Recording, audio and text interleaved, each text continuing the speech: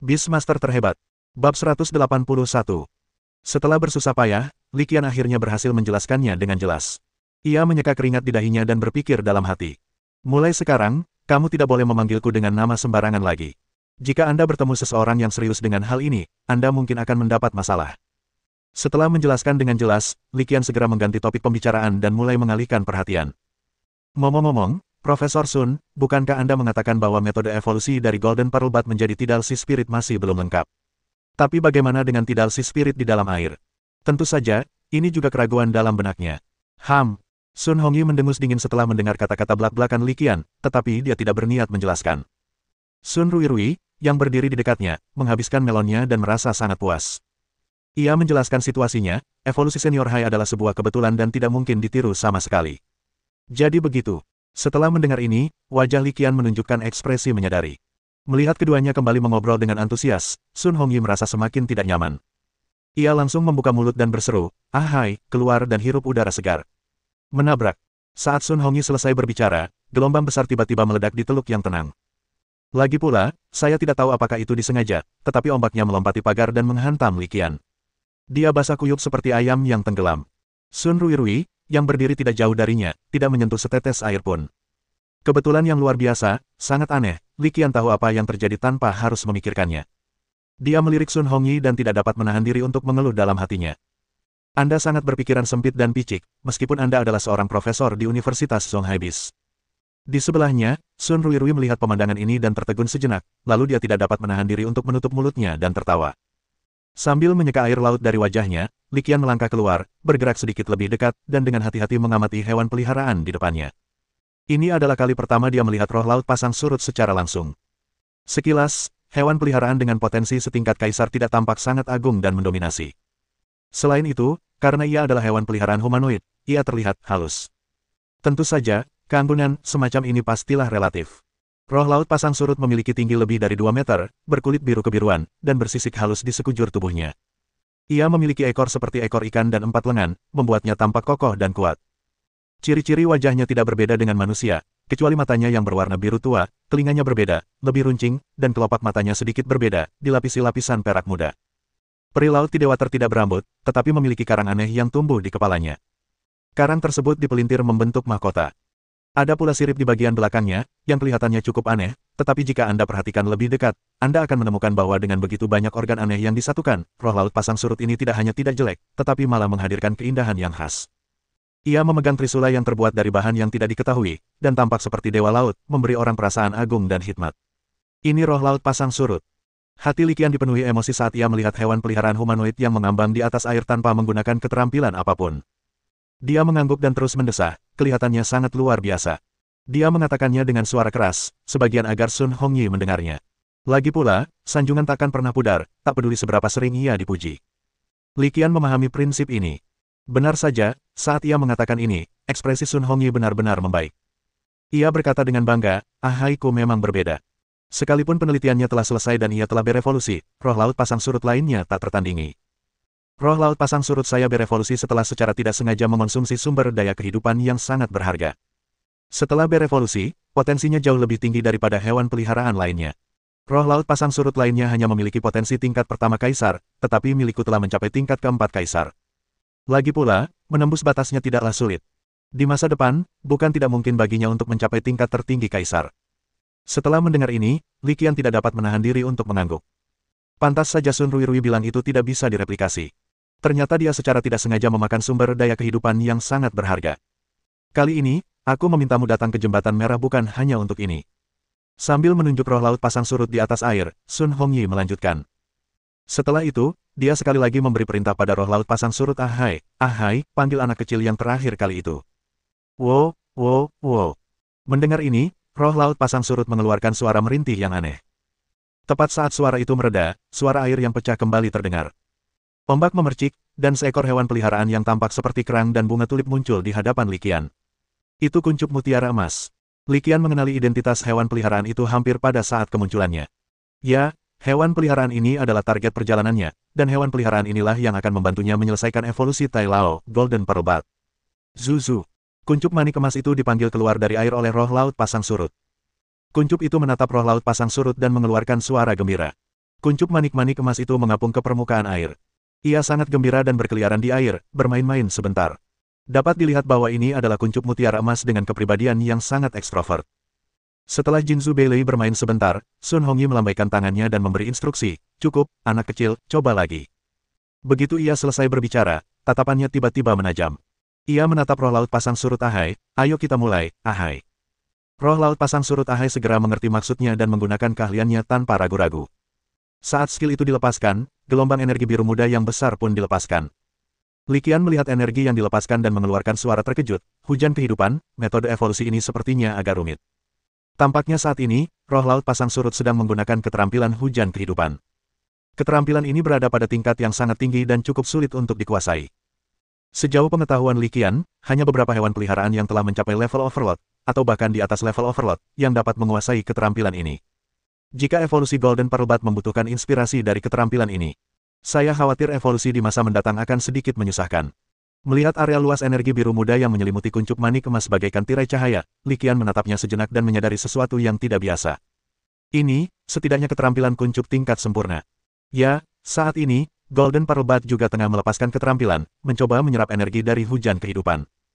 Li Qian juga mengenali keterampilan ini, yang merupakan salah satu kemampuan inti dari kuncup mutiara emas bertunas.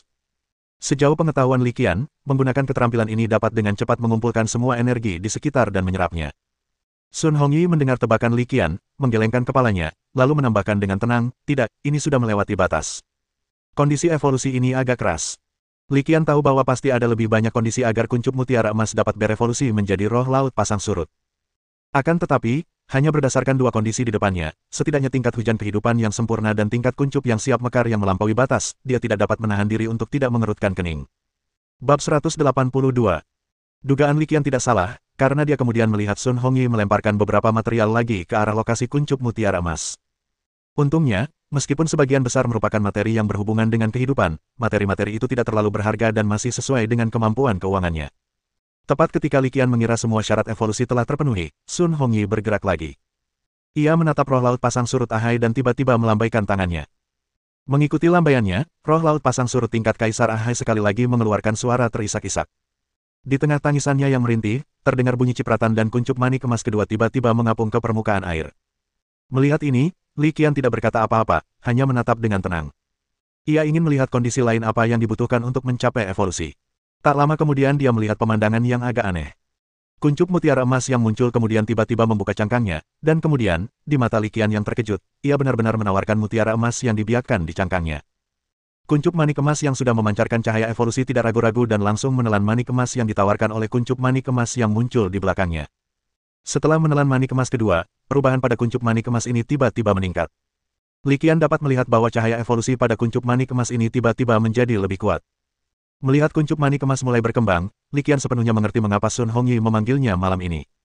Justru karena dia mengerti alasannya, pandangan keraguan muncul di matanya. Menurutnya, Sun Hongyi tidak perlu berdemonstrasi seperti itu. Sebenarnya, yang perlu ia lakukan hanyalah memberinya informasi evolusi. Bagaimanapun, demonstrasi evolusi ini menghabiskan banyak energi, terutama kuncup manik emas yang muncul kemudian. Meskipun nyawanya tidak akan terancam setelah kehilangan manik emas di tubuhnya, penurunan kekuatan tak terelakkan. Mungkin akan memakan waktu lama untuk pulih. Karena tidak mampu memahaminya, Li Qian berhenti memikirkannya dan terus memperhatikan dengan saksama.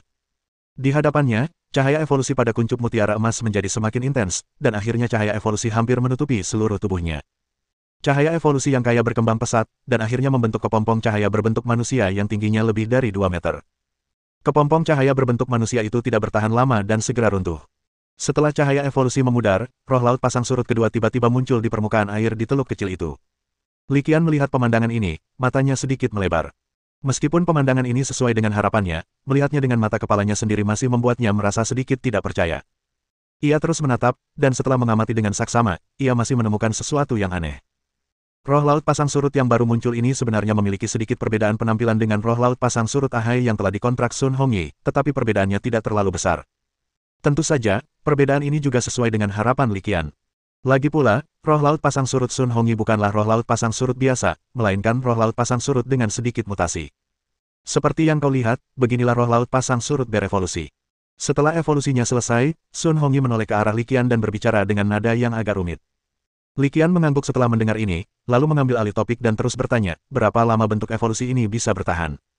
Berdasarkan pemahamannya sebelumnya, yang sebenarnya merupakan isi artikel di atas, Li Qian mengetahui bahwa saat ini, evolusi roh laut pasang surut ini hanyalah evolusi sementara. Faktanya, evolusi ini tidak stabil dan tidak akan bertahan lama. Entahlah. Kalau panjang, bisa sekitar setengah jam. Kalau pendek, cuma sekitar 10 menit. Sun Hongyi mendesah, lalu berkata tanpa daya. Li Qian mengangguk dan tidak banyak bicara. Ia terus mengamati dengan saksama. Di permukaan teluk kecil itu, kedua roh laut pasang surut itu juga tidak melakukan gerakan yang tidak perlu. Ekspresi mereka sangat tenang, dan jelas bahwa mereka telah mengalami hal semacam ini berkali-kali. Waktu berlalu perlahan, dan akhirnya, setelah sekitar 20 menit, perubahan baru muncul pada roh laut pasang surut yang berevolusi selanjutnya. Saya melihat cahaya redup mulai memancar dari tubuhnya, dan cahaya itu semakin lama semakin terang, dan akhirnya ada tanda-tanda bahwa kepompong cahaya mulai terbentuk lagi.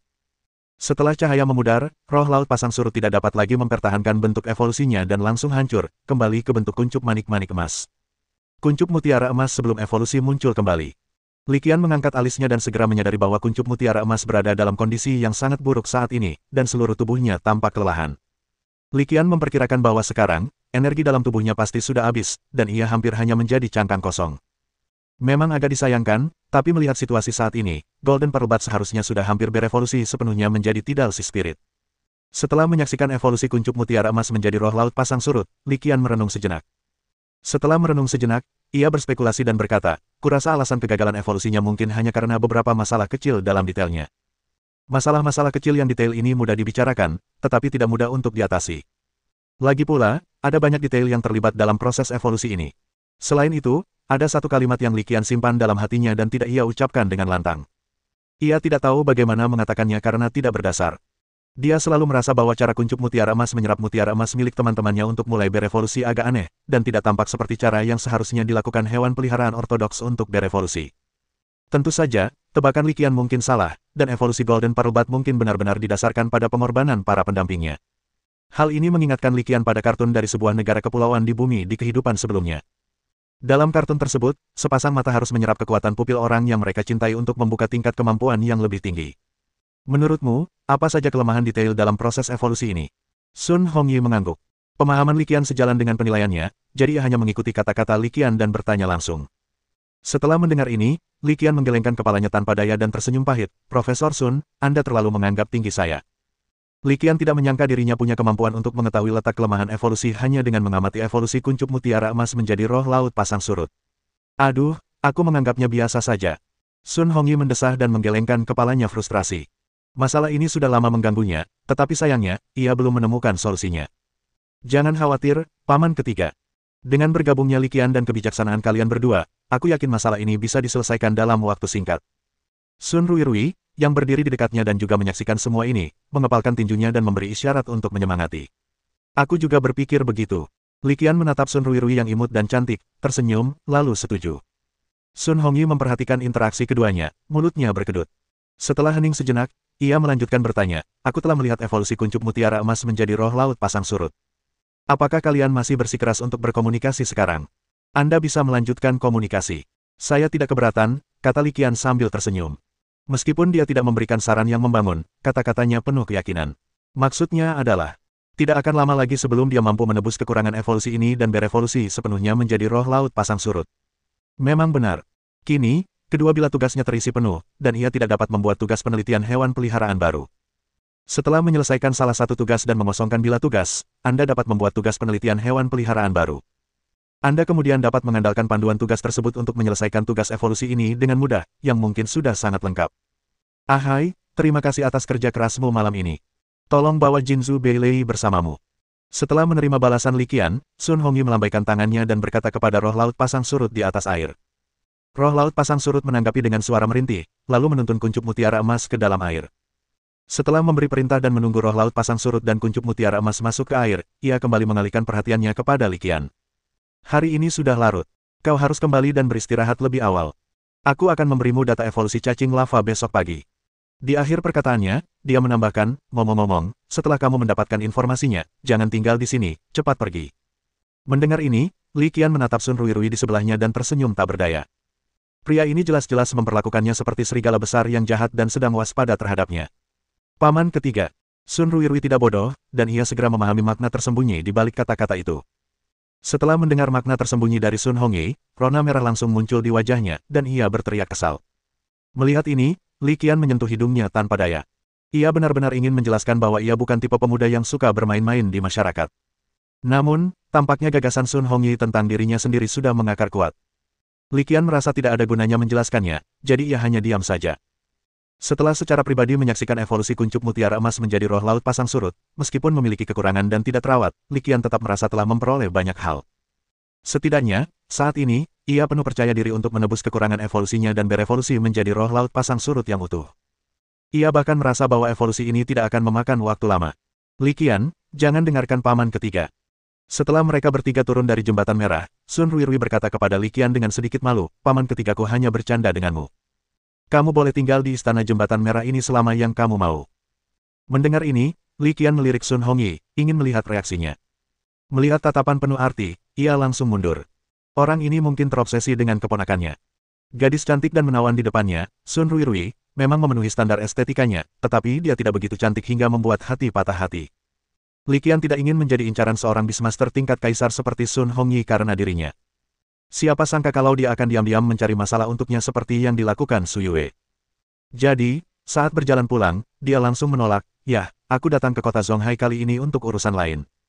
Besok, setelah menyelesaikan komunikasi, aku harus pergi dari sini." Tak jauh dari situ, Sun Hongyi mendengar ini dan melirik Li Qian dengan pandangan, "Kamu bijaksana," di matanya. Sun Ruirui, gadis yang sangat cerdas, segera menyadari apa yang sedang terjadi. Ia menoleh ke arah Sun Hongyi, yang langsung memasang ekspresi polos. Melihat ini, Li Qian tidak dapat menahan diri untuk tidak mengeluh dalam hatinya bahwa kemampuan akting orang ini mungkin tidak kalah dengan tingkat pelatihannya. Mereka bertiga berjalan kembali dan segera tiba di luar kamar tempat Li Qian menginap sementara. Sun Ruirui berhenti dan menatap Li Qian dengan senyum manis. "Li Qian, kalau begitu kamu harus tidur lebih awal."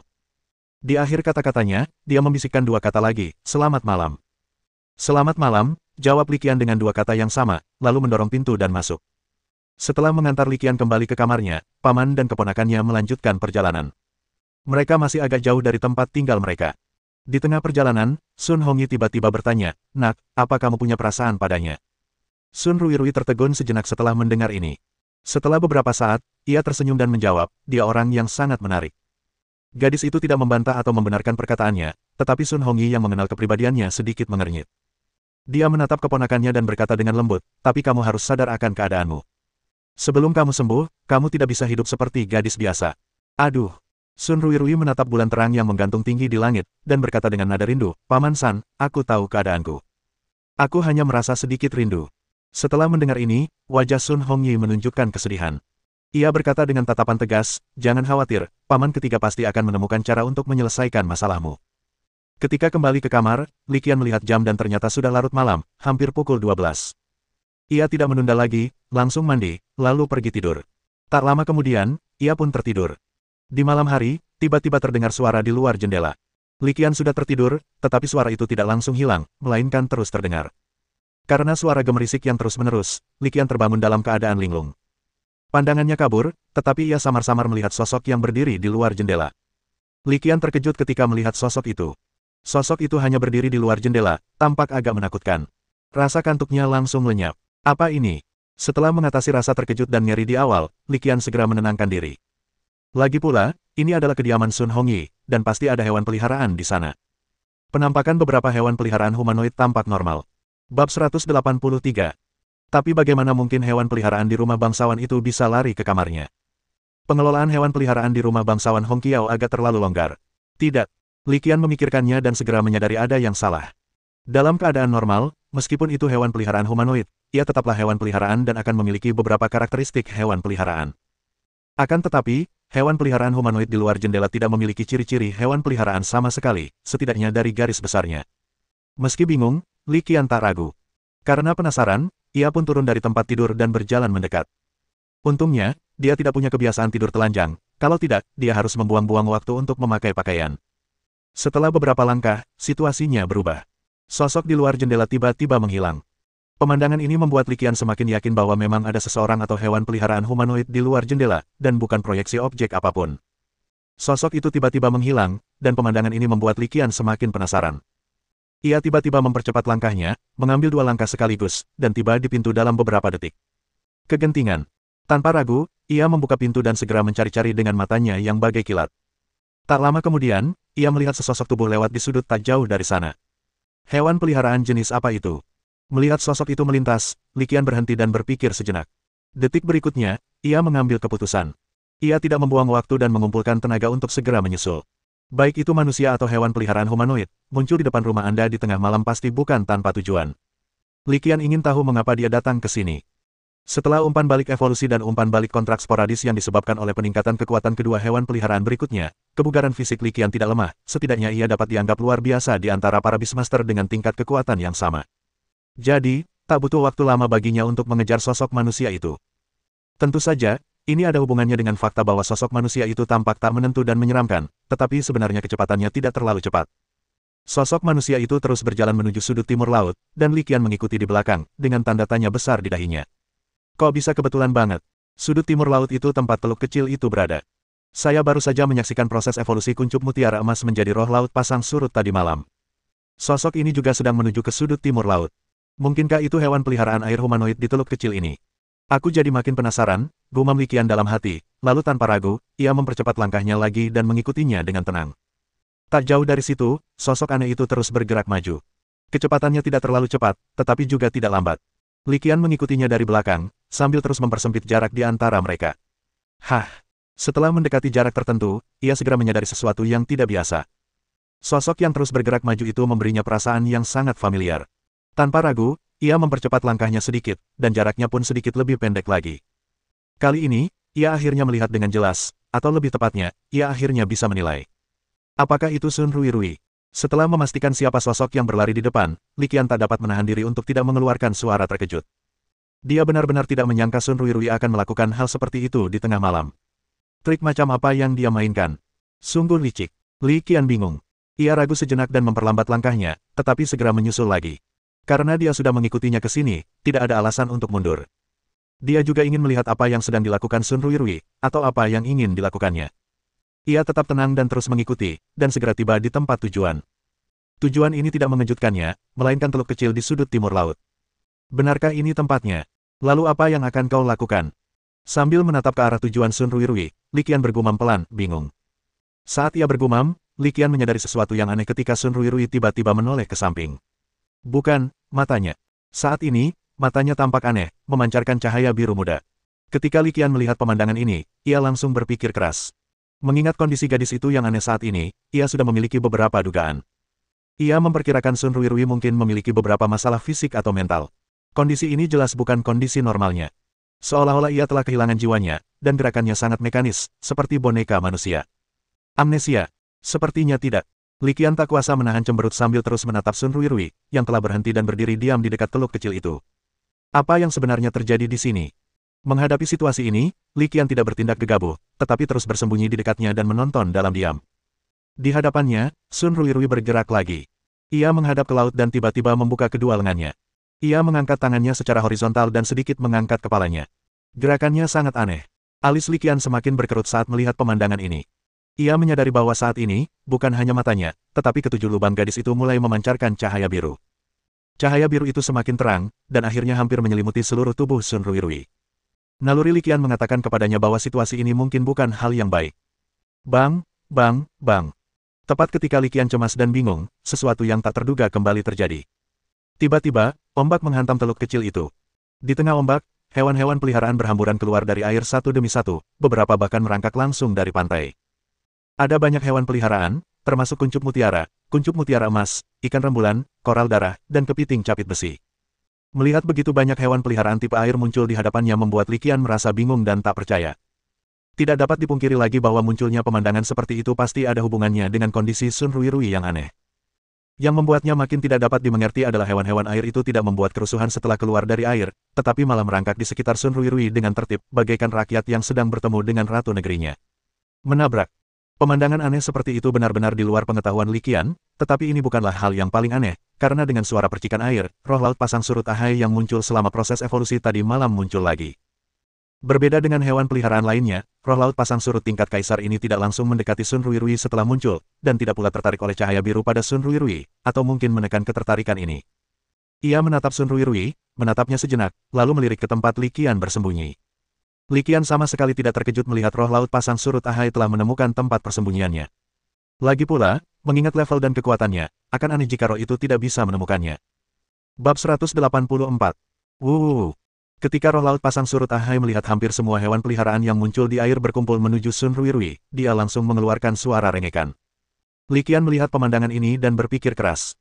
Dia tidak bereaksi sama sekali dan tetap tidak bergerak dan diam. Begitu saja, setelah sekitar 10 menit, pemandangan aneh berlanjut di dekat teluk kecil. Sun Ruirui hanya berdiri di sana dengan tenang, tidak bergerak. Di samping mereka ada semua hewan peliharaan tipe air yang tidak bisa dipindahkan. Li Qian tak kuasa menahan diri dan diam-diam keluar dari tempat persembunyiannya.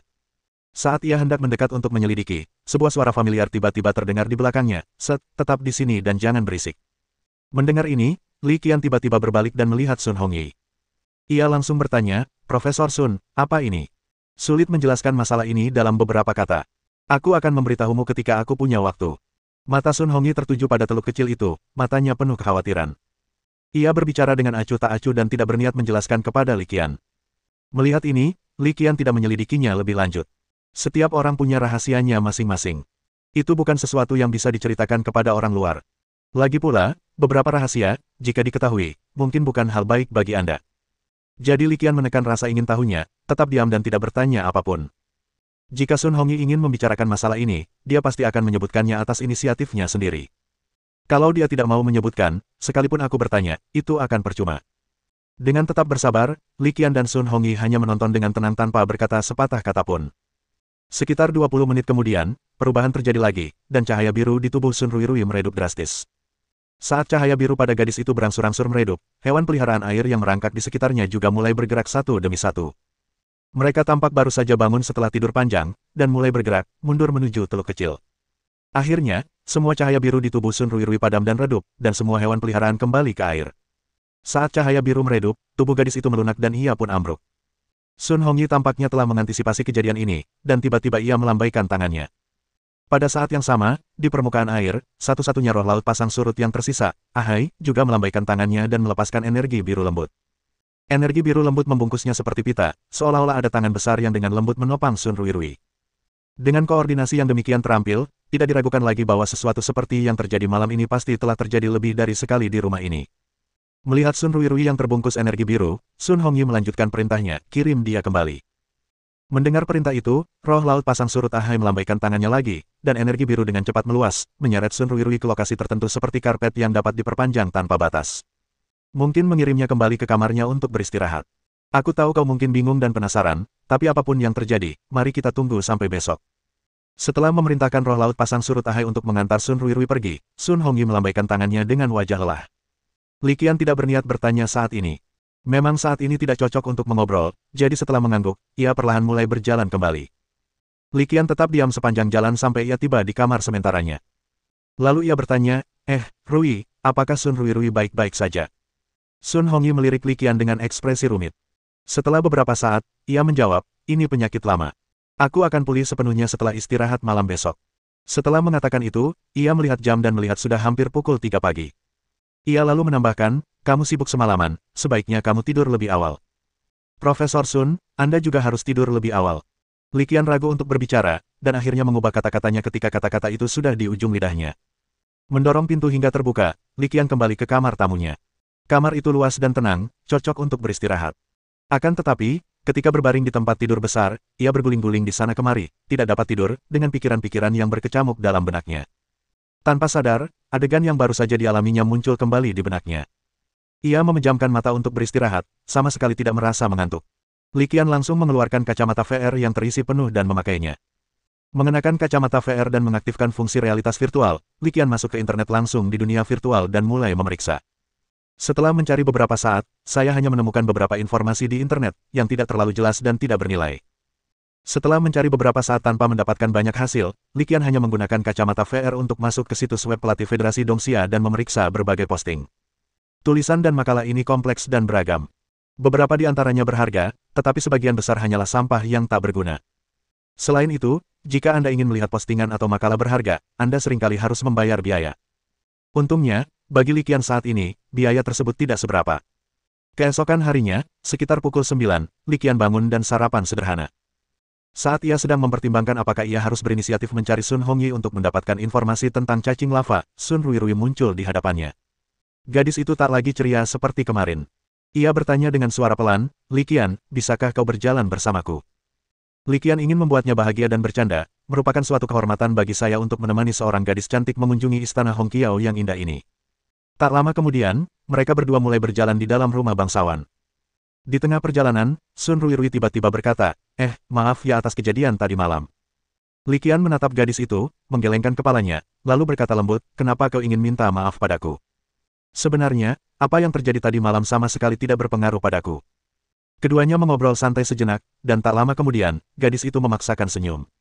Rumah besar ini hampir menghabiskan semua kerja keras Paman San. Skalanya bahkan lebih besar daripada basis pembiakan rata-rata. Tahukah kamu mengapa dia membangun rumah besar ini? Li Qian tidak menjawab. Ia tahu betul bahwa saat ini, ia hanya perlu mendengarkan dengan saksama. Benar saja, sesaat kemudian, Sun Ruirui angkat bicara dan menjelaskan alasannya. Alasan mengapa rumah besar ini dibangun begitu besar sebenarnya adalah untuk membuat hewan peliharaan yang tinggal di dalamnya lebih nyaman. Pada titik ini, ia tiba-tiba mengganti topik pembicaraan, dan senyum di wajahnya berubah pahit. Tentu saja, sebenarnya, bukan hanya hewan peliharaannya saja yang bermasalah, aku juga. Rumah besar seperti ini pada hakikat adalah kandangku. Li Qian tampak sedang memikirkan sesuatu, dan bertanya ragu-ragu, apakah karena kejadian tadi malam? Sun Ruirui tidak menjawab, tetapi bertanya lagi, pernahkah kamu mendengar tentang kiamat? Sang Pewahyu. Li Qian tampak bingung ketika mendengarnya. Ini pertama kalinya dia mendengar kata ini. Bab 185. Melihat kebingungan di wajah Li Qian, Sun Ruirui tahu bahwa Li Qian tidak tahu apa itu kiamat. Ia hendak menjelaskan, tetapi pada saat itu, Sun Hongyi, si bola lampu besar, tiba-tiba muncul entah dari mana. Dia mengambil alih percakapan dan menjelaskan kepada Li Qian, seperti yang kita semua tahu, di dunia ini, hampir semua Beastmaster membangkitkan bakat penjinak binatang mereka setelah lahir, atau bahkan setelah mereka berusia 10 tahun. Beberapa yang biasa-biasa saja bahkan terbangun pada usia 17 atau 18 tahun. Li Qian terdiam. Ia tak percaya Sun Hongyi tidak menyadari situasinya sendiri. Apa artinya menjadi orang biasa-biasa saja yang baru sadar di usia 17 atau 18 tahun? Bukankah implikasinya terlalu jelas? Sun Ruirui tentu saja menangkap makna tersembunyi dalam kata-kata Kamerat Sun. Ia terbatuk beberapa kali dan mengatakan sesuatu untuk menyelamatkan situasi. Sebenarnya, bangun pagi atau siang tidak terlalu berpengaruh pada pencapaian akhir seorang Beastmaster. Banyak Beastmaster hebat, Beastmaster yang terkenal di Dongxia dan bahkan seluruh Zuxing, sebenarnya baru saja terbangun belum lama ini. Setelah mendengar ini, sudut mulut Li Qian berkedut sedikit. Tidak apa-apa kalau kamu tidak menjelaskan atau menebus kesalahan, Kak. Kalau kamu melakukannya, aku malah akan terlihat kesal. Sebenarnya, Li Qian sama sekali tidak ambil pusing. Dengan adanya sistem penelitian hewan peliharaan jari emas, ia penuh percaya diri terhadap masa depannya. Ya. Setelah menjawab dengan lembut, Li Qian tidak berkata apa-apa lagi dan terus mendengarkan dengan penuh perhatian. Kawan Sun tua, yang tiba-tiba muncul dan bertindak sebagai bola lampu, melanjutkan penjelasannya, yang disebut kiamat sebenarnya adalah seseorang yang terlahir dengan bakat membangkitkan pengendalian binatang. Terlahir dengan bakat menjinakkan binatang buas. Li Qian hampir tak bisa menahan keheranan di wajahnya setelah mendengar ini. Ya, itu kebangkitan alami bakat menjinakkan binatang buas. Sun Hongyi melanjutkan dengan nada yang agak rumit. Jadi, reaksi aneh Ruirui sebelumnya karena kiamat. Li Qian memikirkan perilaku gadis itu tadi malam dan bertanya. Setelah mendengar ini, Sun Hongyi tidak lagi mempedulikan kata-kata, gampangan, Li Qian. Ia mengangguk dengan wajah getir, jumlah manusia kiamat sangat langka, 1 dari 10.000. Karena fisik mereka yang istimewa, setiap manusia kiamat hampir merupakan kombinasi keberuntungan dan kemalangan. Sejauh yang saya ketahui, jalur pertumbuhan apokalipse tidak pernah mulus. Li Qian mendengarkan gagasan umum dan memahami beberapa hal, tetapi ia masih bingung. Ia tidak terburu-buru bertanya. Ia tahu betul bahwa karena Sun Hongyi sudah berbicara, ia pasti tidak akan menyembunyikan apapun lagi. Fakta membuktikan tebakannya benar. Setelah jeda, Kamerat Sun tua melanjutkan, namun, keberhasilan dan kegagalan kiamat disebabkan oleh kiamat. Bakat pengendalian binatang milik kiamat terlalu luar biasa, yang berarti tubuh manusia biasa tidak akan mampu menahannya. Contohnya, Ruirui, bakat penjinakan binatangnya adalah bencana laut, yang merupakan bakat penjinakan binatang tingkat atas dengan afinitas terhadap air dan amplifikasi. Bakat ini dapat membuat hewan peliharaan bertipe air secara tidak sadar saling berdekatan. Jika dikembangkan secara mendalam, bakat ini bahkan dapat dikendalikan seperti boneka. Kecuali jika hewan peliharaan mencapai tingkat kekuatan yang sangat tinggi, mustahil untuk lepas dari kendali semacam ini. Perkataan Sun Hongyi membuat Li Qian tanpa sadar memikirkan kejadian tadi malam. Semua yang terjadi tadi malam hanya menegaskan apa yang dikatakan Sun Hongyi. Ada begitu banyak hewan peliharaan di seluruh teluk kecil itu, ratusan jumlahnya, tetapi yang bisa tetap terjaga di bawah pengaruh cahaya biru Sun Ruirui bisa dihitung dengan satu tangan. Dari sini, kita juga bisa melihat betapa mengerikannya bakat Sun Ruirui dalam menjinakkan binatang buas, apokalipse. Namun, belum tentu bakat mengerikan seperti itu muncul pada seorang gadis yang usianya hampir sama, atau bahkan 1 atau 2 tahun lebih muda. Fakta membuktikan bahwa tebakan Li Qian benar, karena kata-kata Sun Hongyi selanjutnya justru menegaskan hal ini, bakat bencana laut sangat langka dan mengerikan. Selain daya tarik dan afinitasnya yang tak tertandingi terhadap hewan peliharaan tipe air, bakat ini juga meningkatkan kekuatan tempur hewan peliharaan tipe air dalam segala aspek. Selama kamu mengontrak hewan peliharaan tipe air, kamu dapat langsung meningkatkan kekuatan tempur, vitalitas, dan bahkan laju pertumbuhannya, dan peningkatannya setidaknya akan berlipat ganda. Dengan kata lain, hewan peliharaan tipe air dapat langsung menggandakan kekuatan tempurnya selama ia dapat menyelesaikan kontrak dengan Ruirui. Selain itu, Beastmaster dengan bakat Ocean Disaster juga dapat membuat kontrak lintas level. Dalam keadaan normal, kontrak dengan hewan peliharaan dengan level yang sesuai hanya dapat dibuat ketika kekuatan mental mencapai standar. Jika tidak, kontrak akan gagal. Li Qian mengangguk pelan ketika mendengar ini. Ini adalah akal sehat, dan ia tentu saja tahu itu. Ia tidak mengatakan apa-apa dan terus mendengarkan. Suara Sun Hongyi, yang diwarnai rasa tak berdaya dan penyesalan, terdengar lagi. Tapi Ruirui berbeda. Saat ini, tingkat kekuatan spiritualnya berada di level komandan. Jika dia bisa mengontrak hewan peliharaan, dia bisa langsung mengontrak Beastmaster level Overlord. Secara teori, tidak ada batasan jumlah hewan peliharaan yang bisa dia miliki. Tunggu. Li Qian agak lambat bereaksi setelah mendengar ini. Terlalu banyak informasi yang terkandung dalam kalimat ini. Apa maksudmu tidak ada batasan teoretis untuk kuantitas? Li Qian bingung, jadi dia tidak banyak berpikir dan bertanya langsung. Persis seperti yang tertulis. Selama hewan peliharaannya bertipe air, Ruirui secara teoritis bisa mengontrak hewan peliharaan tanpa batas, jelas Sun Hongyi. Ia kemudian menambahkan, tentu saja, ini hanya teori. Kenyataannya, meskipun tidak ada batasan jumlah hewan peliharaan, kekuatan mentalmu tidak akan mampu menopangnya. Mengontrak hewan peliharaan 2 kali lebih banyak daripada rata-rata orang adalah batasnya. Li Qian tiba-tiba menunjukkan ekspresi tersadar setelah mendengar ini. Hal ini bisa dimengerti. Lagi pula, seluruh dunia penjinak binatang begitu luas. Bukan hanya bintang leluhur, tetapi juga mencakup bagian dalam celah dimensi dan medan perang di luar angkasa. Ada begitu banyak orang brilian, dan di antara mereka banyak penjinak binatang yang terlahir dengan bakat posisi kontrak ganda. Orang-orang yang terlahir dengan kontrak ganda dapat mengontrak 2 hewan peliharaan lagi setiap kali mereka meningkatkan level kekuatan mereka, yang mana jumlahnya 2 kali lipat dari jumlah hewan peliharaan yang dimiliki oleh master binatang biasa. Jadi ketika Li Qian mendengar bahwa bakat bencana laut dapat mengontrak sekitar 2 kali lebih banyak penjinak binatang, dan terbatas pada hewan peliharaan tipe air, dia masih bisa mengerti. Jika tidak ada batasan jumlah posisi kontrak, dan secara teoritis seseorang dapat mengontrak hewan peliharaan sekitar 2 kali lipat, hal itu masih dalam pemahaman Li Qian. Namun, tingkat kekuatan gadis kecil Sun Ruirui dan kalimat, jika dia bisa mengontrak hewan peliharaan, membuat otaknya membeku. Agak keterlaluan bahwa seorang gadis usianya sudah mencapai level komandan dalam hal kekuatan mental. Yang lebih keterlaluan lagi adalah, sesuai dengan kata-kata Kamerat Sun tua, meskipun kekuatan mental Sun Ruirui telah mencapai level komandan, sepertinya dia masih belum bisa mengontrak binatang peliharaan. Apa yang terjadi di sini? Bab 186. Jika Sun Ruirui, yang mungkin sedikit lebih muda darinya, telah mencapai tingkat kekuatan mental seorang komandan yang mengerikan, itu bisa dimengerti, lagi pula, dia adalah kiamat yang langka. Namun, fakta bahwa dia tidak bisa mengontrak binatang peliharaan agak sulit dipercaya. Li Qian menduga hal itu mungkin terkait dengan identitasnya sebagai seorang pewahyu. Berdasarkan spekulasi ini, dia tetap diam, tidak mengatakan apapun, dan terus berpura-pura menjadi pendengar. Mungkin kau sudah menebaknya. Ya, pada tahap ini, Ruirui tidak bisa tertular hewan peliharaan apapun. Sun Hongyi melirik Li Qian terlebih dahulu, lalu menatap Sun Ruirui, dengan kelembutan yang lebih kentara di matanya. Kenapa? Li Qian sedikit mengernyit ketika mendengar ini, lalu menerima kata-kata rekan Lao Sun dan bertanya dengan rasa ingin tahu. Sebenarnya dia sudah mempunyai beberapa tebakan mengenai hal ini. Lagi pula, saya pikir tebakan ini mungkin lebih dapat diandalkan. Namun toh tidak terbukti, maka dia tetap kooperatif dan bertanya. Setelah mengatakan itu, Kamerat Sun tua tentu saja berhenti menyembunyikan perasaannya yang sebenarnya. Ia menghela napas dan melanjutkan, alasan mengapa bakat bencana laut memiliki kata bencana di dalamnya bukan hanya karena kekuatannya yang luar biasa, tetapi juga karena kemunculannya sering membawa bencana bagi para Beastmaster. Jika Anda bukan orang kiamat, tetapi membangkitkan bakat ini di usia yang tepat, Anda mungkin akan menghadapi beberapa masalah. Tapi masalahnya tidak besar. Saya akan memikirkan caranya dan pasti akan terpecahkan. Jika masalah ini terpecahkan, Rui Rui pasti sudah terbang tinggi ke angkasa dan menjadi seorang ahli binatang jenius yang terkenal di seluruh Federasi Dongxia. Sun Hongyi melangkah maju, suaranya terdengar santai, sayang sekali, sebagai sebuah kiamat, bakat menjinakkan binatang buas yang mengerikan ini terbangun saat dia baru saja lahir. Bagi seorang bayi, memiliki bakat mengerikan dalam mengendalikan binatang buas bukan hal yang baik, tapi juga sebuah bencana.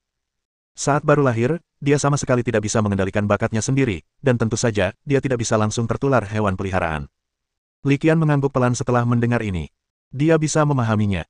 Bagaimanapun, ia hanyalah seorang bayi yang baru lahir, kesadarannya masih kacau, dan ia belum mempunyai ide, jadi wajar saja ia belum bisa mengendalikan bakatnya dalam menjinakkan binatang buas. Sedangkan untuk hewan peliharaan yang dikontrak, itu bahkan lebih tidak masuk akal. Kalau benar-benar dilakukan itu sama saja seperti anak kecil yang memegang senjata tajam, tidak tahu bahaya apa yang dapat ditimbulkan. Meskipun Li Qian mengerti, ia masih sedikit bingung. Sun Hongyi sudah bicara panjang lebar, tetapi sepertinya masih ada poin penting yang belum ia sebutkan. Jadi, ia bertanya langsung, bagaimana dengan kejadian tadi malam? Mendengar ini, Sun Hongyi menghela napas, dan kepahitan di wajahnya semakin menjadi-jadi. Sebenarnya, masalah ini juga salahku. Kalau saja aku tidak bertindak sendiri, Rui Rui tidak akan berakhir seperti ini. Setelah hening sejenak, ia mengungkapkan kisah di balik layar, mengingat Rui Rui mungkin gagal mengendalikan bakat penjinak binatangnya dan melakukan hal-hal yang tak terduga. Saya secara khusus mengundang seorang ahli formasi untuk membentuk formasi penyegelan padanya segera setelah ia lahir, yang akan menyegel bakat penjinak binatangnya untuk sementara. Sun Rui Rui mendengar Sun Hongyi menyebutkan hal ini dan tahu bahwa Sun Hongyi pasti sedang memikirkannya, jadi ia menghiburnya, Paman San, kau tidak bisa disalahkan untuk ini. Kau melakukan ini untuk kebaikanku sendiri. Jika bukan karena segel ini, seluruh masa kecilku pasti suram. Li Qian merasa sedikit bingung saat mendengarkan percakapan mereka berdua. Tanpa sadar ia bergumam, apakah ini hal yang baik? Awalnya memang bagus, nada suara Sun Hongyi dipenuhi rasa bersalah. Itu memungkinkan Rui Rui menjalani kehidupan layaknya anak normal, tapi kita mengabaikan satu masalah, yaitu lebih baik membuka diri daripada menghalangi.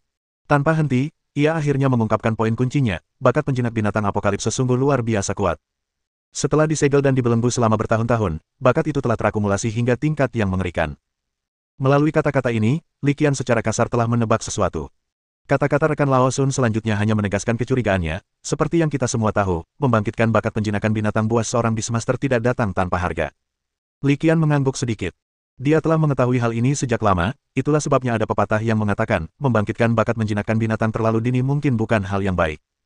Jika kekuatan fisik dan mental seseorang tidak memenuhi standar, membangkitkan bakat penjinak binatang terlalu dini sebenarnya akan memberikan beban berat pada tubuh. Jika Anda berasal dari keluarga kaya, beban ini sama sekali tidak menjadi masalah. Berbagai obat-obatan bergizi dapat dengan cepat mengisi kembali kekurangan tubuh.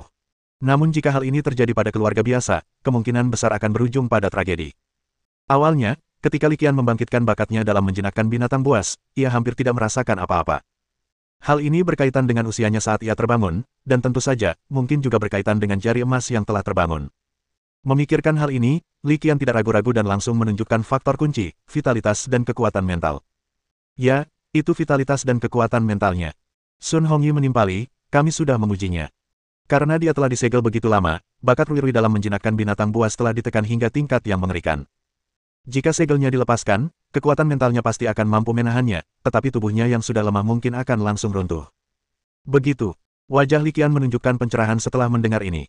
Pada saat ini, ia akhirnya mengerti mengapa kekuatan mental Sun Rui Rui telah mencapai level komandan, tetapi ia masih belum memiliki hewan peliharaan kontrak. Ternyata itu karena bakatnya dalam menjinakkan hewan telah tersegel. Bakat menjinakkan binatang buas telah tersegel, artinya ruang untuk menjinakkan binatang buas juga tersegel, jadi wajar saja jika seseorang tidak mungkin bisa mengontrak binatang peliharaan. Akhirnya, ia menambahkan informasi penting, menjelaskan alasan kejadian tadi malam. Alasan dia berada dalam kondisi seperti itu tadi malam adalah karena segelnya telah mengendur, dan naluri bakat penjinak binatangnya mulai memengaruhi pikiran Rui Rui. Setelah mendengar ini, Li Qian menghela napas panjang. Setelah penjelasan ini, ia akhirnya mengerti keseluruhan cerita. Tetapi justru karena dia memahami keseluruhan cerita itulah dia jatuh ke dalam ketidakberdayaan dan mendesah. Apa gunanya tahu? Bahkan seorang profesor di Universitas Penjinak Binatang seperti Kamerat Lao Sun, dengan kekuatan dan koneksinya, tidak bisa menyelesaikan masalah. Sekalipun aku tahu yang sebenarnya, aku hanya bisa diam-diam merasa kasihan pada Sun Rui Rui.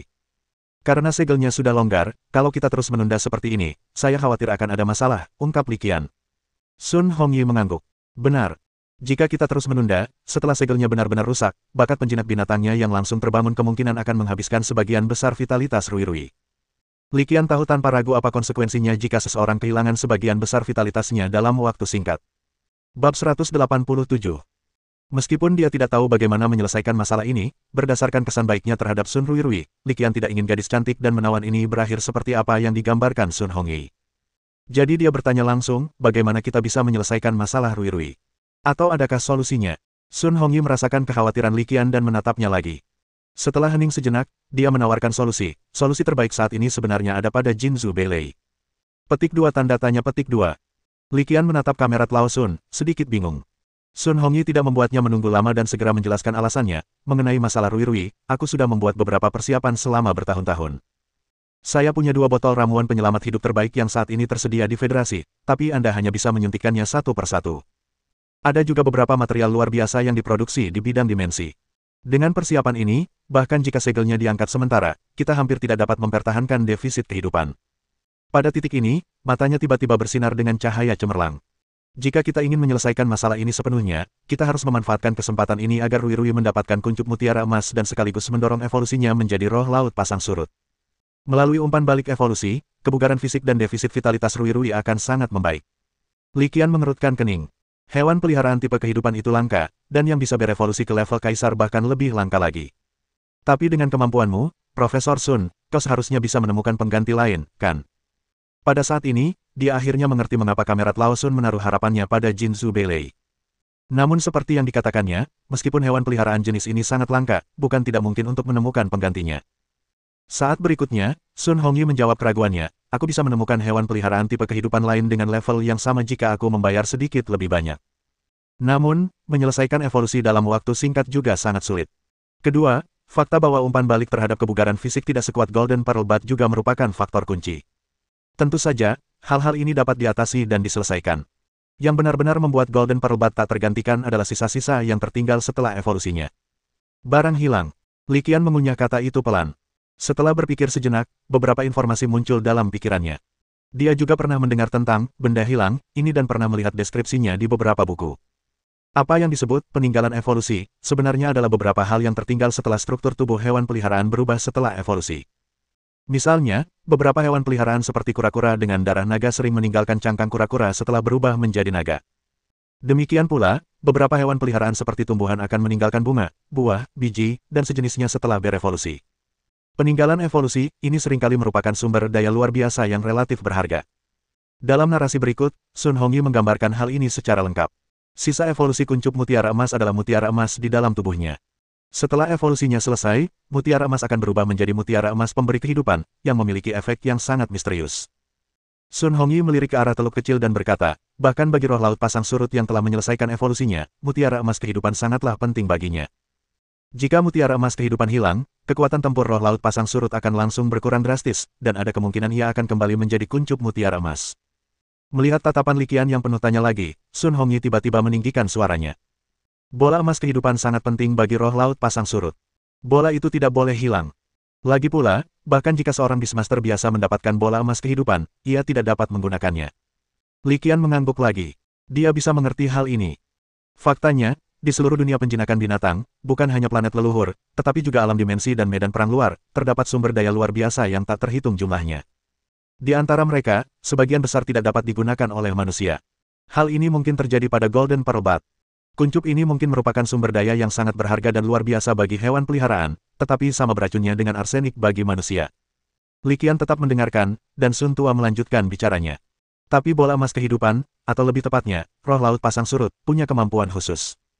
Ia bisa berbagi bola emas kehidupannya dengan orang lain, memungkinkan penerimanya memiliki vitalitas roh laut pasang surut untuk waktu yang singkat.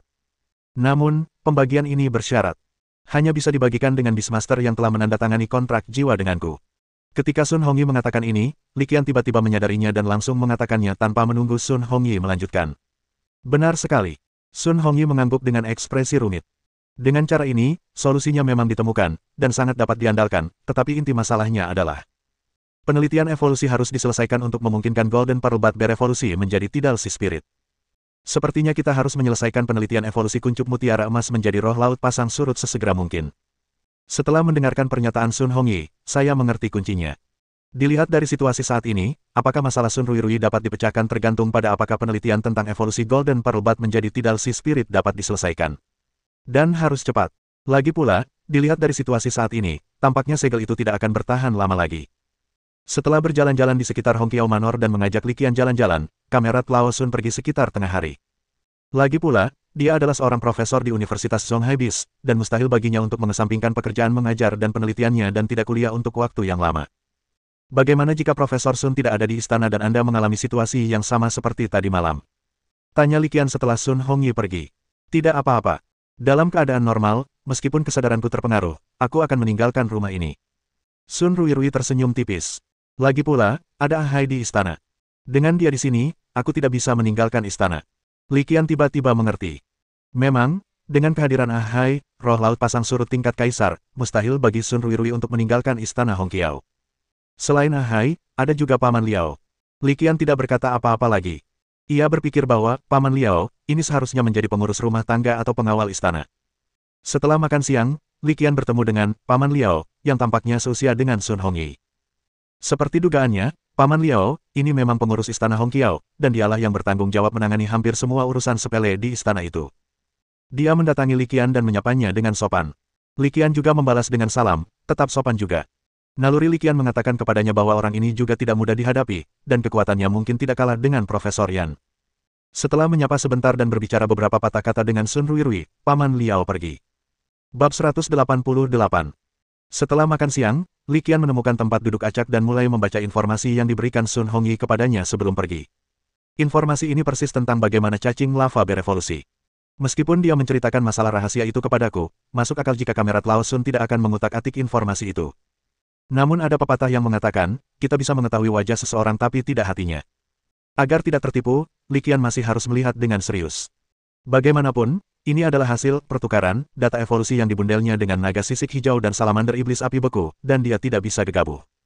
Satu-satunya yang disesalkan adalah saat ini kedua bilah tugas sedang terisi. Jika tidak, dengan memverifikasi melalui bilah tugas, kami dapat 100% yakin apakah ada informasi yang kosong. Sekarang, saya hanya bisa menilai berdasarkan kognisi saya sendiri. Untungnya, ia tidak mengabaikan studinya selama periode ini hanya karena ia memiliki jari emas. Melalui banyak membaca, pengetahuannya tidak lagi sebanding dengan lulusan SMA pada umumnya. Melalui pengetahuan yang telah dikumpulkannya selama periode ini, ditambah dengan beberapa pemikiran dan penilaian, Li Qian hampir dapat yakin bahwa seharusnya tidak ada masalah dengan data evolusi cacing lava ini. Setelah memastikan bahwa seharusnya tidak ada masalah dengan data evolusi cacing lava, Li Qian merasa sedikit lega. Dia tidak mempelajari data evolusi secara mendalam, tetapi malah mengalihkan perhatiannya dan berfokus pada metode evolusi dari burung dara kacang abu-abu hingga elang terbang. Kemajuan tugas ini telah mencapai 96%, dan hanya 4% yang tersisa untuk diselesaikan. Tidak diragukan lagi bahwa saat ini, tugas ini kemungkinan besar dapat diselesaikan dalam waktu singkat dan mengosongkan bilah tugas. Jika Anda ingin membantu Sun Ruirui, Anda harus memulai tugas evolusi dari Golden Pearl Bat menjadi Tidal Sea Spirit sesegera mungkin. Li Qian masih cukup khawatir tentang ini. Tentu saja, dia tidak mengatakan masalah ini keras-keras saat ini, dan dia juga tidak bermaksud mengatakannya keras-keras. Meskipun hubungannya dengan paman dan keponakannya, Sun Ruirui, dan Sun Hongyi, menjadi jauh lebih dekat karena kejadian tadi malam, mereka baru saling kenal sebentar. Jika ia gegabah meminta bantuan, orang-orang mungkin akan berpikir ia punya motif tersembunyi. Keinginan untuk membantu orang lain memang baik, tetapi kita juga harus berhati-hati dengan metode dan caranya. Bersikap kasar dan tidak beradab tidak akan berhasil. Baiklah, aku harus pergi. Setelah mengambil keputusan, Li Qian tidak ragu lagi. Ia langsung menghampiri Sun Ruirui dan mengucapkan selamat tinggal. Li Qian, jangan ambil hati kata-kata paman ketiga. Kamu boleh tinggal di kediaman Hongqiao selama yang kamu mau, kata Sun Ruirui cemas. Dia mengira Li Qian terburu-buru pergi karena apa yang dikatakan Sun Hongyi sebelumnya. Bukan karena apa yang dikatakan Profesor Sun. Aku juga punya penelitianku sendiri. Li Qian tersenyum dan menyangkalnya. Tanpa henti, ia melanjutkan, setelah memperoleh data evolusi cacing lava dan kuncup mutiara emas, saya tak sabar untuk mulai meneliti. Kalau aku bisa menemukan metode evolusi dari Golden Pearl Bat menjadi Tidal Sea Spirit, aku juga bisa membantumu. Ucapnya dengan nada bercanda. Terima kasih. Sun Ruirui mengucapkan terima kasih dengan tulus. Terlepas dari apakah Li Qian mampu melakukannya atau hanya mengatakannya dengan basa-basi, kenyataan bahwa ia mampu mengucapkan kata-kata ini pada saat ini sudah merupakan suatu penghiburan baginya. Adapun apakah Li Qian benar-benar dapat meneliti metode evolusi dari Golden Pearl Bat menjadi Tidal Sea Spirit dan memecahkan masalahnya sendiri, dia tidak memiliki harapan sama sekali. Sekalipun Li Qian seorang jenius, mustahil baginya untuk membuahkan hasil dalam waktu singkat untuk masalah yang tidak dapat dipecahkan oleh paman ketiganya dan begitu banyak pelatih senior. Setelah mengutarakan pikirannya dengan setengah bercanda, Li Qian mengobrol dengan Sun Ruirui untuk beberapa patah kata lagi. Ketika merasa waktunya hampir habis, ia meninggalkan Hongqiao Manor tanpa menunda lagi. Sun Ruirui tinggal di dalam istana, dan Paman Liao mengantarnya keluar istana. Mahasiswa Liqian, kuharap kau bisa tutup mulut tentang apa yang terjadi di sini, Paman Liao mengingatkannya begitu ia melangkah keluar gerbang istana Hongqiao. Liqian berbalik dan melirik Paman Liao. Ia tak banyak bicara, hanya mengangguk, jangan khawatir, Paman Liao, aku bukan tipe orang yang banyak bicara. Setelah berkata demikian, dia melangkah dan masuk ke dalam mobil yang terparkir di pintu gerbang rumah bangsawan itu. Mobil ini khusus disiapkan untuknya oleh Hongqiao Manor. Liqian tidak menolak dan langsung masuk. Tuan, Anda mau kemana? Tanya seorang pria parubaya segera setelah naik bus. Liqian memikirkannya dan menjawab, pergi ke pantai Zonghai. Liqian telah lama mendengar tentang pantai ini dan melihatnya di TV. Dapat dikatakan bahwa jika Anda datang ke kota Zonghai dan tidak pergi ke pantai Zonghai, itu akan menjadi perjalanan yang sia-sia. Liqian tentu saja tidak akan melewatkan atraksi unik seperti itu. Selain itu, alasan mengapa Pantai Tengah terkenal bukan hanya karena merupakan objek wisata yang unik. Setidaknya 90% alasan mengapa Liqian ingin pergi ke Pantai Zonghai adalah karena alasan ini.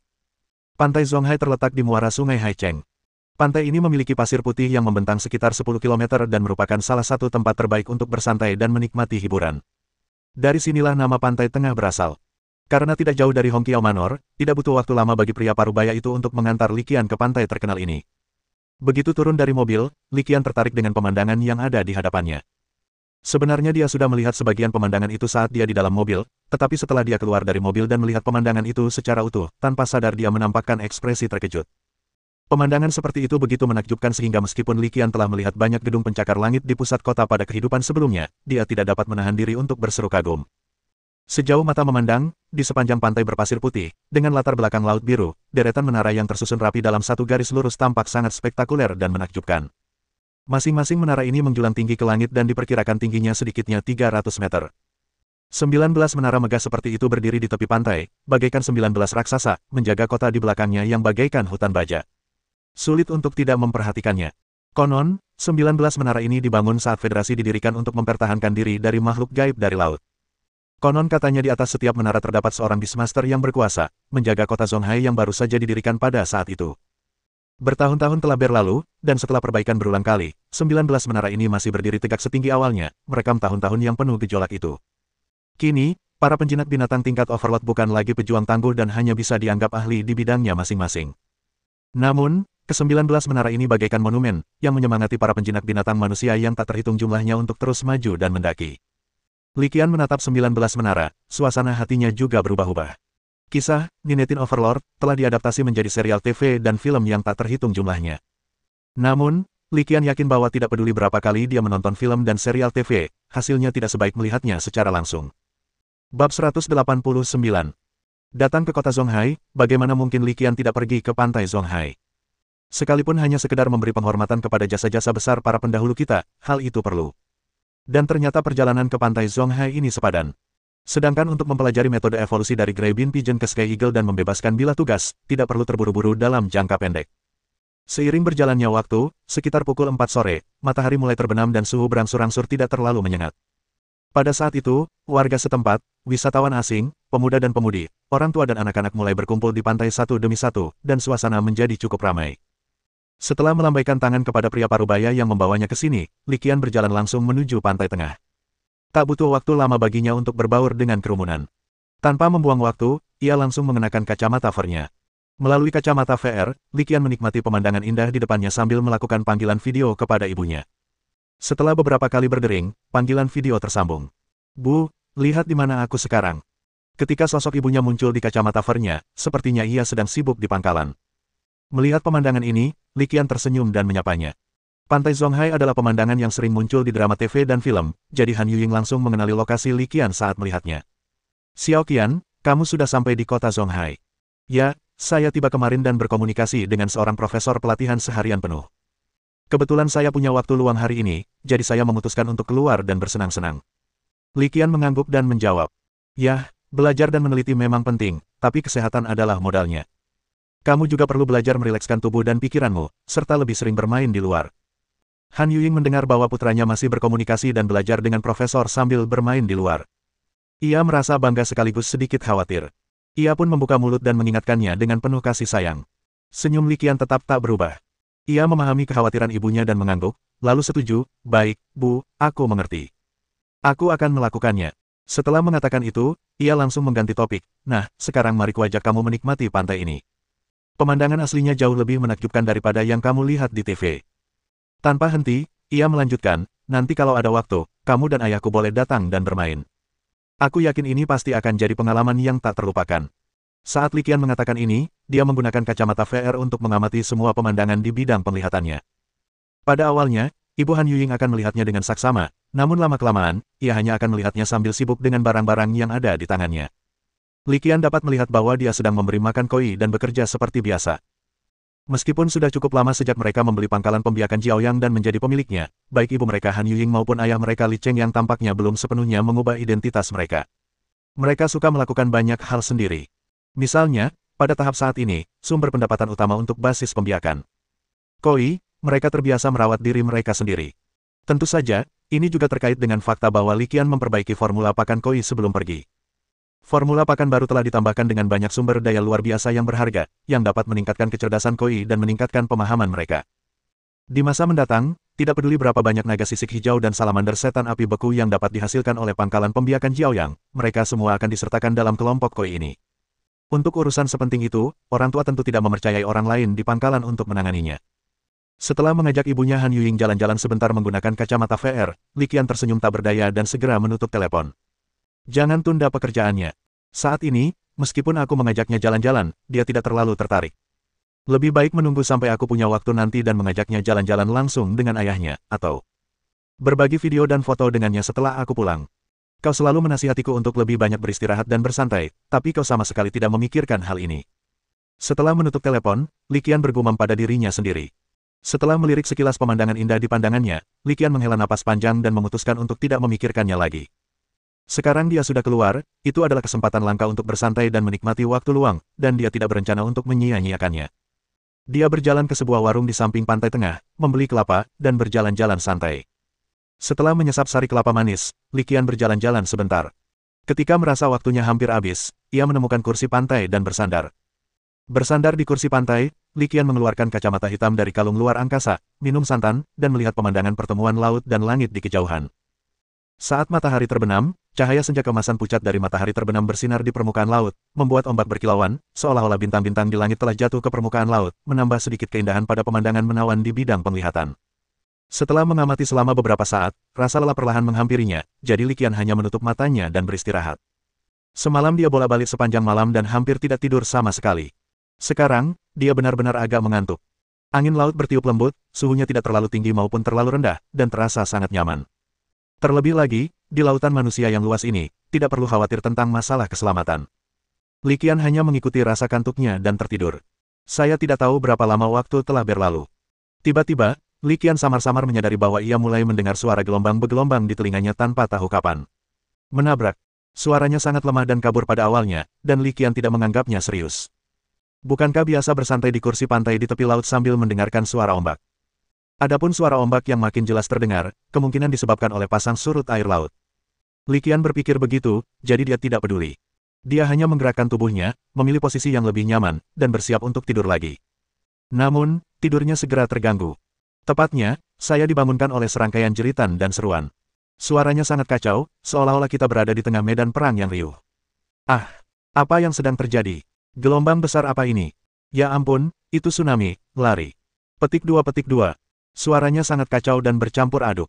Setelah mendengarkan sebentar, Li Qian sepertinya mendengar sesuatu yang salah. Saya sedang bersantai di kursi pantai di tepi laut, dikelilingi turis dan penduduk lokal lainnya.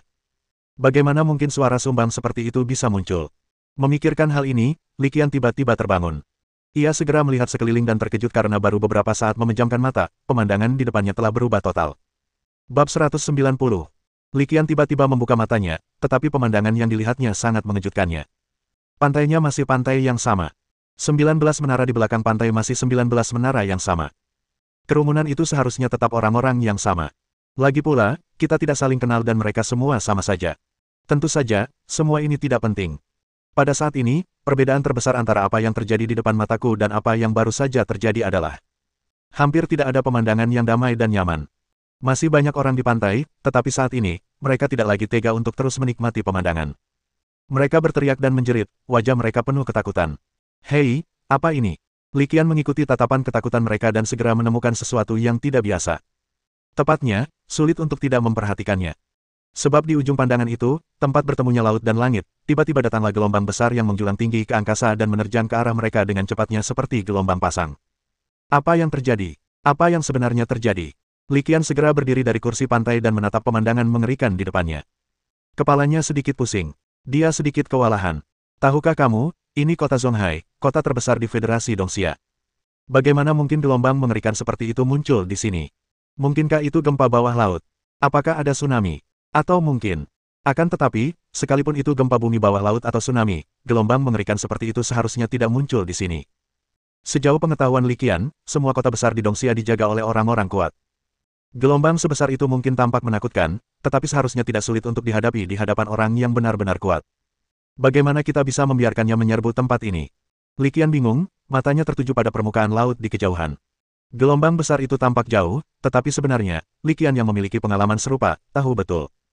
Jarak yang tampaknya jauh ini akan segera terhapus oleh kecepatan gelombang besar itu yang luar biasa cepat.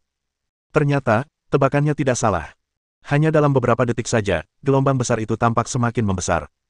Seperti yang kita ketahui, benda yang dekat tampak besar dan benda yang jauh tampak kecil. Tentu saja, ini bukan hal yang paling menakutkan. Yang benar-benar membuat Li Qian takut adalah ia tahu betul bahwa begitu gelombang yang begitu mengerikan muncul, hampir mustahil hanya ada satu. Tepat saat Li Qian mengerutkan kening dan merenung, mempertimbangkan apakah akan segera mundur atau memanggil Qizi dan terbang ke udara, tidak jauh dari sana, jam tangan seorang pemuda, yang mungkin tidak jauh lebih tua darinya, tiba-tiba waspada dan mengeluarkan suara yang tajam dan menusuk. Li Qian melihat ke arah suara alarm dan segera mendengar suara pemuda itu yang serius dan bingung. Fluktuasi energi, bagaimana mungkin ada fluktuasi energi yang begitu kuat? Li Qian pernah melihat jam peringatan ini sebelumnya. Zhou Weiping dan Zhao Siwei sama-sama memakainya. Jam itu digunakan untuk mendeteksi intensitas energi di sekitarnya. Peralatan peringatan semacam ini tidak hanya digunakan oleh petugas keamanan. Banyak Beastmaster juga memakainya. Li Qian pernah berpikir untuk membelinya sebelumnya. Sekarang tampaknya hal itu memang perlu dan mendesak. Ayo pergi. Tanpa ragu, Li Qian bertindak setelah mendengar suara peringatan tajam dari jam alarm pemuda itu. Dia terlihat berlari dengan kecepatan yang sangat tinggi, dan sasarannya adalah menara tinggi yang tidak jauh di belakangnya. Di balik menara itu terdapat kota Zonghai yang makmur. Selama kita memasuki kota itu, kita pasti bisa menghindari bencana tak terduga ini. Pada saat ini, dia tidak berani ceroboh sedikit pun. Baru saja, suara peringatan dari jam tangan pemuda itu terdengar sangat tajam, artinya intensitas energi yang dideteksinya sangat mengerikan. Li Qian tidak yakin tingkat apa yang telah dicapainya, tetapi fakta bahwa suara peringatan yang begitu menakutkan dipancarkan dari jarak yang begitu jauh sudah cukup untuk menunjukkan bahwa energi ini bukanlah sesuatu yang dapat ia tolak sama sekali. Jadi Li Qian memilih untuk melindungi dirinya sendiri tanpa ragu-ragu. Ini bukan saatnya untuk pamer. Selain itu, sebagai seorang pelatih, Li Qian sangat jelas tentang di mana nilai terbesarnya berada. Li Qian tidak berani ragu sedikit pun dan segera mengambil tindakan. Tepat saat dia hendak berlari, tanpa sengaja dia melirik dan mendapati bahwa pemuda itu bukan saja tidak mundur, tetapi malah menerjang ke arah ombak besar. Li Qian diam-diam mengacungkan jempolnya dalam hati, lalu mempercepat langkahnya. Ombak besar itu bergerak dengan kecepatan yang luar biasa cepat. Tepat ketika Li Qian berlari ke dasar menara, ombak itu telah menyerbu tempat yang jaraknya kurang dari 500 meter dari pantai. Tepat saat Li Qian hendak melompat ke bawah menara, sebuah lingkaran sihir pemanggil tiba-tiba menyala di puncak menara, di mana ia tidak menyadarinya. Li Qian begitu sibuk melarikan diri sehingga dia tidak menyadari lingkaran pemanggilan yang baru saja muncul. Tetapi seseorang telah memperhatikan bahwa itu adalah seorang wanita muda yang mengenakan bikini. Wanita itu memiliki bentuk tubuh yang luar biasa, dengan lekuk tubuh yang indah di tempat yang seharusnya dan kencang serta kekencangan di tempat yang seharusnya, dan ukuran payudaranya sangat mengerikan. Mungkin karena skala kejadiannya, dan fakta bahwa dia tidak mengenakan sepatu, wanita itu menginjak batu, kakinya terkilir, dan jatuh terlentang. Seorang wanita cantik jatuh, dan seorang wanita cantik dengan sosok yang begitu memukau pun jatuh. Jika ini adalah waktu yang normal, seorang pahlawan pasti akan maju untuk menyelamatkannya. Sayang sekali saat ini, para pahlawan terlalu sibuk mengurus diri sendiri untuk mengulurkan tangan membantu. Terlebih lagi, wanita cantik bertubuh seksi ini juga sangat beruntung. Setelah terjatuh telentang, ia kebetulan melihat lingkaran pemanggil menyala di puncak menara. Wanita bertubuh menakjubkan itu melihat pemandangan ini dan langsung berseru kegirangan, susunan pemanggil ungu itu untuk seorang Beastmaster tingkat kaisar. Ternyata ada seorang Beastmaster tingkat kaisar di menara ini. Suara wanita itu cukup keras, dan Li Qian dan banyak orang di sekitarnya mendengarnya. Mereka tanpa sadar menatap ke langit dan segera melihat pemandangan yang mengejutkan mereka. Lingkaran pemanggilan ungu memudar, dan seekor elang raksasa berkepala 3 yang agung, kuat, dan mendominasi tiba-tiba muncul dari udara tipis. Elang raksasa berkepala 3 itu tampak sangat menakutkan. Lebar sayapnya diperkirakan sekitar 10 meter. Sepasang cakar elangnya berwarna abu-abu keperakan dengan kilau metalik. Li Qian tidak ragu bahwa jika ditangkap oleh cakar raksasa ini, bahkan baja pun akan langsung berubah menjadi tumpukan lumpur. Bulu elang raksasa berkepala 3 sebagian besar berwarna abu-abu, dihiasi garis-garis ungu, yang terlihat cukup misterius. Tahta plasma, inilah tahta plasma kekaisaran. Hampir seketika ketiga elang raksasa itu muncul, seorang penguasa binatang mengenali identitasnya. Li Qian juga menatap singgasana plasma, dan tak dapat menahan perasaan berdebar-debar di hatinya. Ini adalah hewan peliharaan tingkat kaisar. Raja guntur dan petir yang terlahir alami. Kemunculan singgasana plasma langsung menenangkan warga dan wisatawan yang panik. Bersambung,